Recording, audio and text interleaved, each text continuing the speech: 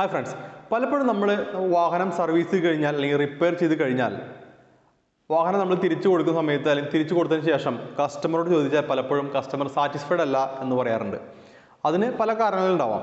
പക്ഷെ നമ്മൾക്ക് ചില കാര്യങ്ങൾ ശ്രദ്ധിച്ചു കഴിഞ്ഞാൽ കുറേയൊക്കെ നമുക്കിത് ഒഴിവാക്കാനായിട്ട് സാധിക്കും. അത് എന്തുകൊണ്ടാണെന്ന് വെച്ചാൽ വളരെ ചില കാര്യങ്ങളിൽ കസ്റ്റമർ വാഹനത്തിനകത്ത് കയറി ഇരിക്കുമ്പോൾ തന്നെ കാണുന്ന ചില കാര്യങ്ങളാണ് അവരെ വളരെ പെട്ടെന്ന് ഡിസ്സാറ്റിസ്ഫൈഡ് ആക്കാനായിട്ട് സാധ്യതയുണ്ട്. അതിനൊരു ഉദാഹരണം പറയാം. നമ്മൾ മിക്കവാറും സർവീസ് ചെയ്യുന്ന സമയത്ത് അതല്ലെങ്കിൽ ഏതെങ്കിലും തരത്തിലുള്ള ഇലക്ട്രിക്കൽ വർക്കുകൾ ചെയ്യുന്ന സമയത്ത് ബാറ്ററി ഡിസ്കണക്ട് ചെയ്യാറുണ്ട്. എന്നാൽ ബാറ്ററി ഡിസ്കണക്ട് ചെയ്ത കാര്യം നമ്മൾക്ക് മാത്രമേ അറിയുള്ളൂ, കസ്റ്റമർക്ക് അറിയില്ല. പക്ഷെ ബാറ്ററി ഡിസ്കണക്ട് ചെയ്യുമ്പോൾ എന്തൊക്കെ കാര്യങ്ങൾ ഇറേസ് ആയി പോകാം. അപ്പോൾ അത്തരം കാര്യങ്ങളെ കുറിച്ചാണ് ഈ വീഡിയോ. അതായത് നമുക്കൊരു എക്സാമ്പിൾ നോക്കാം. നമ്മൾ ബാറ്ററി ഡിസ്കണക്ട് ചെയ്യുന്ന ഒരാവശ്യം വരുന്നു ചില ഇലക്ട്രിക്കൽ വർക്കുകൾ ചെയ്യുന്ന സമയത്ത്, അതല്ലെങ്കിൽ ചില കൺട്രോൾ മൊഡ്യൂളിൽ മാറുന്ന സമയത്ത്, അതല്ലെങ്കിൽ നമ്മൾക്ക് എയർ ബാഗുമായി ബന്ധപ്പെട്ട വർക്ക് ചെയ്യുന്ന സമയത്ത്, അല്ലെങ്കിൽ വലിയ ഡാഷ്ബോർഡ് പോലുള്ള വാഹനം അഴിക്കുന്ന സമയത്തൊക്കെ നമ്മൾ ബാറ്ററി ഡിസ്കണക്ട് ചെയ്യാറുണ്ട്. പക്ഷേ ബാറ്ററി ഡിസ്കണക്ട് ചെയ്യുന്നത് എനിക്കും അല്ലെങ്കിൽ ടെക്നീഷ്യനായ നമുക്ക് മാത്രമേ അറിയുള്ളൂ. ഇത് കസ്റ്റമർക്ക് അറിയില്ല.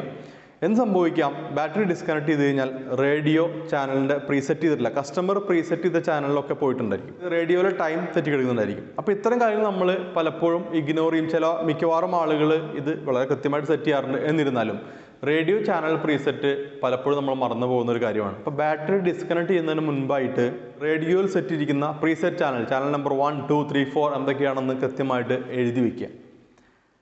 നമ്മളിത് ചെയ്യാതെ വർക്കെല്ലാം കഴിഞ്ഞ് നമ്മൾ എത്ര ഹാർഡ് വർക്ക് ചെയ്ത് എല്ലാം കഴിഞ്ഞതിന് ശേഷം ഇതൊക്കെ ക്ലിയർ ചെയ്ത് വണ്ടി കസ്റ്റമർക്ക് കൊടുത്തു കഴിഞ്ഞാൽ കസ്റ്റമർ വാഹനത്തിനകത്ത് കയറി ഇരുന്ന് ആദ്യം ചെയ്യുന്ന വണ്ടി സ്റ്റാർട്ട് ചെയ്ത് റേഡിയോ ഓൺ ആക്കുന്ന സമയത്ത് അദ്ദേഹം ഇഷ്ടപ്പെടുന്ന ചാനലുകളൊന്നും ഉണ്ടായില്ല.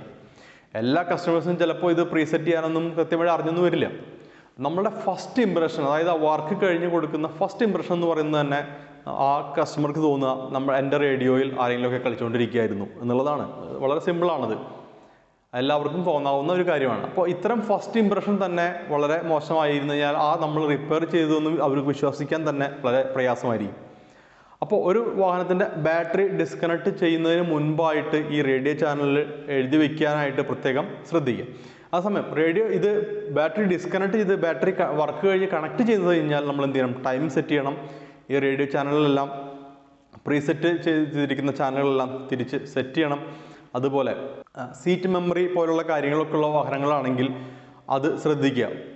സീറ്റ് മെമ്മറി നമുക്ക് സെറ്റ് ചെയ്യാൻ ബുദ്ധിമുട്ടായിരിക്കും. അത് ബുദ്ധിമുട്ടാണെങ്കിൽ എന്ത് ചെയ്യണം?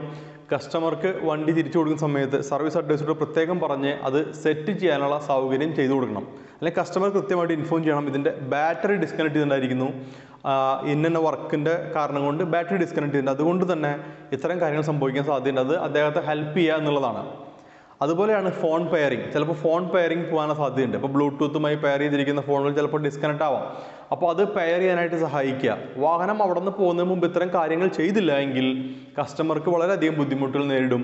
അപ്പോൾ അത് കസ്റ്റമർ ഡിസാറ്റിസ്ഫാക്ഷൻ ആയിരിക്കും ഉണ്ടാവുക, അല്ലെങ്കിൽ കസ്റ്റമർ സാറ്റിസ്ഫാക്ഷൻ അത് കൃത്യമായിട്ട് ബാധിക്കും.